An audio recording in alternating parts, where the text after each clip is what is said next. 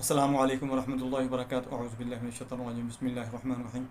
जिनके फेफड़ों के अंदर मसला है, खांसी है, रेशा बहुत ज़्यादा खड़कता है, जमा हुआ है और लंग्स फाइब्रोसिस है, तो उसके लिए ये बहुत ही वीडियो नॉलेजेबल है, बहुत ही अवेयरनेस के वाली है। अच्छी तरह सुने, समझें, इसको देखें, आपको बहुत ज़्यादा फ़ायदा होगा। मैं हूँ डॉक्टर हफसत दस्तर अंजम, आप देख रहे हैं यूट्यूब चैनल। मेरा आज का जो मौजू है वो है खांसी का इलाज, जमा हुआ बलगम, अस्थमा, लंग्स फाइब्रोसिस। दोस्तों, जिन लोगों के लंग्स को प्रॉब्लम बन जाती है, फेफड़े के अंदर बलगम जमा होना शुरू हो जाती है या फेफड़ों के अंदर बलगम जम जाती है, निकालना मुश्किल हो जाता है और फिर ये बिगड़ बिगड़ कर उसके अंदर फोड़े यानी फाइब्रोसिस फाइब्रोसिस बनने शुरू हो जाती हैं, ज़ख्म हो जाते हैं।